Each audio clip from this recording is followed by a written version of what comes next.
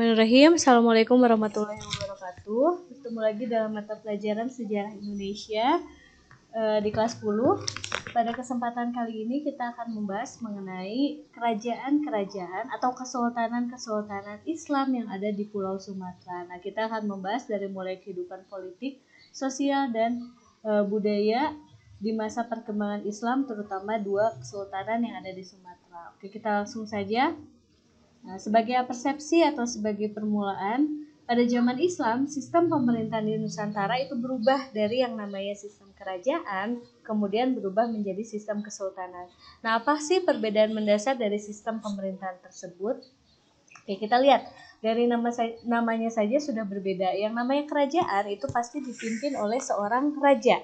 Sementara kesultanan dipimpin oleh seorang sultan. Nah, ini perbedaan mendasar dari keduanya itu adalah kita lihat dari segi keleluasaannya, ya, atau seberapa luaskah kekuasaannya.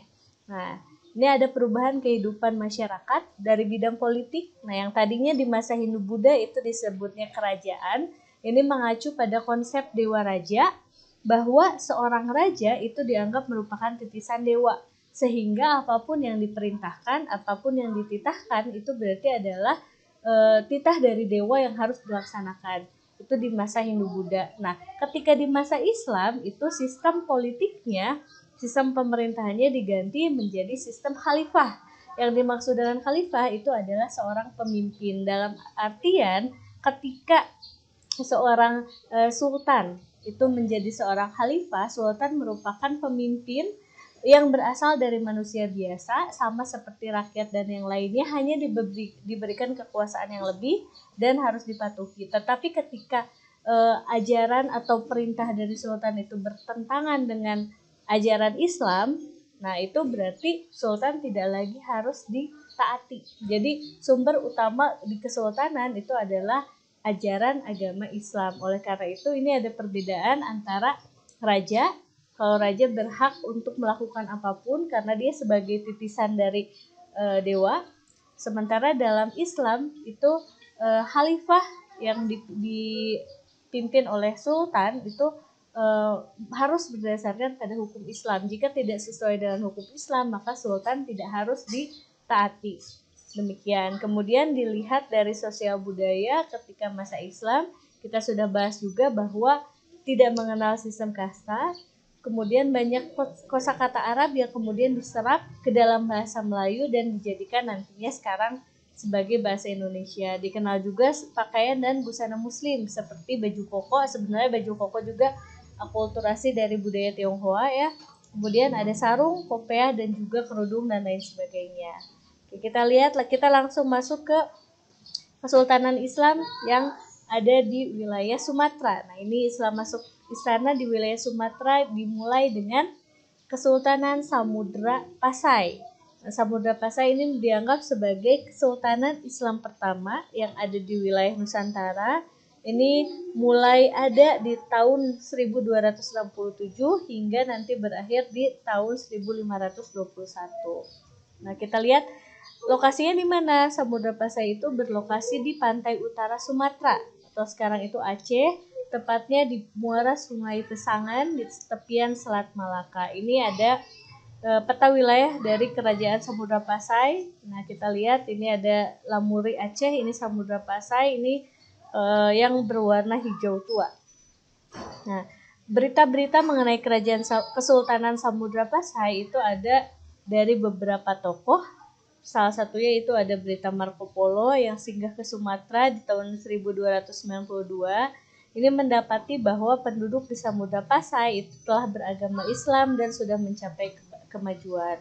Kemudian ada berita dari Ibnu Battuta dalam catatannya menyebutkan bahwa Kesultanan Samudra Pasai ini merupakan kesultanan dengan pelabuhan yang ramai dikunjungi oleh para pedagang asing dari berbagai wilayah. Samudra Pasai juga nantinya menjadi pusat pembelajaran Islam di wilayah Asia Tenggara. Berita dari Tiongkok dari dinasti Yuan menyebutkan bahwa adanya kedatangan utusan Samudra Pasai ke Tiongkok di tahun 1282. Oke, kita lihat kondisi sosial politik kesultanan. Nah, ini menurut buku Hikayat Raja-Raja Pasai, ya, ini sultan pertama dari Samudra Pasai adalah Merah Silu, yang kemudian mengganti namanya setelah masuk Islam menjadi Malik Al-Saleh. Nah, di masa Malik Al-Saleh ini dibangun pelabuhan-pelabuhan, angkatan perang, dan lain sebagainya. Kemudian ada Muhammad Malik Al-Jahir, di mana di masa pemerintahannya memiliki hubungan dagang dengan Cina, Gujarat, dan juga Benggala. Kemudian ada Mahmud Malik Al-Jahir, Samudra Pasai menjelma menjadi pusat perdagangan internasional. Di masa Ahmad Malik Al-Jahir, Samudra Pasai diserang oleh kerajaan Majapahit, ya, sempat ditaklukkan oleh Majapahit, hingga Sultan Malik Al-Jahir itu melarikan diri dari ibu kota, terjadi kekacauan dan kemunduran. Kemudian ketika Sultan Zain al-Abidin Malik Al-Jahir menjabat, nah ini berhasil membawa Pasai keluar dari kekuasaan Majapahit. Nah ini mulai kembali lagi kekuasaan atau kejayaan dari masa Samudra Pasai. Nah, di awal abad ke-15, Kesultanan Samudra Pasai ini dilanda pemberontakan dan akhirnya minta bantuan kepada Malaka. Sampai kemudian Samudra Pasai kedatangan Portugis, ditaklukkan oleh Portugis, dan nantinya Portugis dikalahkan oleh Kesultanan Aceh Darussalam. Nah, akhirnya Samudra Pasai wilayahnya menjadi bagian dari wilayah Kesultanan Aceh. Ini sultan terakhirnya itu adalah Sultan Mahmud Malik Al-Jahir. Kita lihat dari segi ekonomi. Samudra Pasai itu negara maritim yang artinya ini sangat mengandalkan perdagangan laut. Hal ini juga didukung karena letaknya sangat strategis, ya, berada di tepian Selat Malaka. Komoditas yang diperdagangkan itu adalah lada, sutra, kapur, barus, dan juga emas. Nah, hubungan perdagangan ini tidak hanya terjalin dengan pedagang-pedagang dari jauh, dari Tiongkok atau dari India dan lain sebagainya. Hubungan baik juga dilakukan dengan pedagang-pedagang dari Jawa. Terlihat dari adanya sistem pertukaran di mana pedagang Jawa membawa beras dan digantikan dengan lada dari wilayah Samudra Pasai. Pedagang-pedagang Jawa juga dibebaskan dari bea cukai. Nah, Samudra Pasai juga mengenal alat pembayaran yang disebut dengan dirham atau dirham yang terbuat dari emas. Demikian mengenai kehidupan ekonomi. Kita lihat dari kehidupan budayanya. Tadi Samudra Pasai itu menjadi pusat pendidikan agama Islam di wilayah Asia Tenggara. Banyak para ahli yang datang ke Samudra Pasai. Salah satunya yang terkenal itu adalah Syekh Yusuf yang merupakan penyebar agama Islam di wilayah Afrika Selatan yang berasal dari Makassar. Nah, Syekh Yusuf ini belajar di Kesultanan Samudra Pasai, ya. Kemudian ada naskah kuno Hikayat Raja Pasai.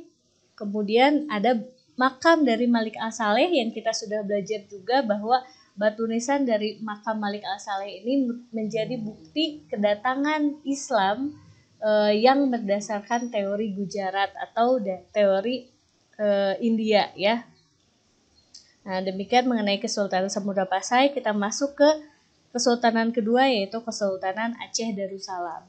Kesultanan Aceh Darussalam ini dari mulai tahun 1507 hingga 1903, jadi cukup lama bertahan. Ketika Portugis masuk, berhasil dikalahkan. Belanda pun mengalami kesulitan dalam mengalahkan Kesultanan Aceh Darussalam. Nah, ini bisa dilihat, ini bendera Kesultanan Aceh dan ini bendera GAM. Ya, Gerakan Aceh Merdeka itu punya bendera yang sendiri, ini hampir sama dengan bendera dari Kesultanan Aceh. Oke, lokasinya ini ada di wilayah Aceh Rayek atau sekarang itu Aceh Besar pusatnya. Letaknya sangat strategis karena ada di ujung utara Pulau Sumatera. Kita lihat, ya. Ini peta dari Kesultanan Aceh. Nah, wilayah Aceh sendiri itu dulunya merupakan bekas-bekas Kerajaan Pidi, Lamuridaya, Indrapurba, Indrapurwa, Indrapatra, dan Indrapuri. Jadi ini Kesultanan Aceh itu menyatukan kerajaan-kerajaan yang sudah terlebih dahulu hancur, ya, kemudian dipimpin oleh satu Kesultanan Aceh. Nah, sumber dari sejarah Kesultanan Aceh itu ada di Kitab Bustanus Salatin karya Nuruddin Araniri di tahun 1637 mengenai silsilah Sultan-Sultan Aceh, adat istiadat Aceh, dan juga mengenai agama Islam. Nah, kehidupan sosial politik kesultanan ini, Kesultanan Aceh didirikan oleh Ali Muhayyad Shah yang kemudian berhasil menaklukkan Portugis dan juga menaklukkan hingga ke Minangkabau. Jadi wilayahnya sampai ke wilayah Minangkabau. Dilanjutkan oleh nantinya ada sultan ketiganya, yaitu Sultan Alauddin Riayat Shah Al-Qahar. Ini berhasil menjalin hubungan diplomatik itu dengan sejajar, ya, bukan bawahan dari Turki Ottoman, tapi merupakan kerajaan yang sejajar dengan Turki Ottoman. Hubungan diplomatik terjadi dengan erat serta memperkuat militer. Kemudian masa kejayaan dari Aceh itu terlaksana di masa Sultan Iskandar Muda di tahun 1607 hingga 1636. Nah, ini Aceh mengalami masa keemasan, wilayahnya hingga Sumatera Utara dan Semenanjung Malaya. Nah, Kesultanan Aceh pun menjadi kekuatan terbesar di wilayah Asia Tenggara dan menguasai komoditas dan perdagangan. Di masa Sultan Iskandar Muda juga ini mulai ada perlawanan-perlawanan terhadap Belanda, ya. Aceh pun ini sangat dianggap sebagai kesultanan yang kuat, bahkan mendapatkan bantuan juga dari Kesultanan Turki Ottoman. Nah, sepeninggalan Sultan Iskandar Muda ini mulai mengalami penurunan, terutama ketika dijabat oleh Sultan Iskandar Sani. Nah, ini akibat adanya perebutan kekuasaan antara dua golongan. Ada golongan bangsawan atau disebut dengan Teku, dan golongan ulama yang disebut dengan Tengku. Jadi sampai sekarang terlihat, ya, dari nama-nama orang Aceh itu ada yang nama depannya Tengku, ya, biasanya ini adalah golongan ulama, dan Teku. Ya, ini banyak artis juga yang namanya depannya Teku. Teku itu adalah golongan bangsawan. Dilihat dari kehidupan ekonomi, Aceh ini sangat mengandalkan perdagangan internasional karena ini terletak di wilayah yang strategis untuk perdagangan internasional. Komoditas yang diperdagangkan itu ada antara lain adalah lada, beras, emas, perak, timah, porselen, dan juga minyak wangi. Dari segi budaya, ini di masa Sultan Iskandar Muda disusun suatu undang-undang tata pemerintahan yang diberi nama itu Adat Mahkota Alam, ditulis dalam huruf Arab dan berbentuk syair Melayu. Nah, di masa Kesultanan Aceh juga ini terdapat beberapa ulama ternama yang karya-karyanya itu menjadi rujukan utama bahkan hingga keluar Nusantara, ya. Itu ada Hamzah Fansuri, ada Syamsuddin As-Sumatrani, ada juga Abdul Rauf Singkili dengan karya-karyanya. Demikian mengenai Kesultanan Aceh. Nah, sekarang ini ada penugasan, silakan dikerjakan tugas mandirinya, terdiri dari 5 soal. Silakan langsung dijawab di buku tulis kalian masing-masing, kemudian nanti dilampirkan dan dikumpulkan melalui sekolahan.id. Terima kasih. Wassalamualaikum warahmatullahi wabarakatuh.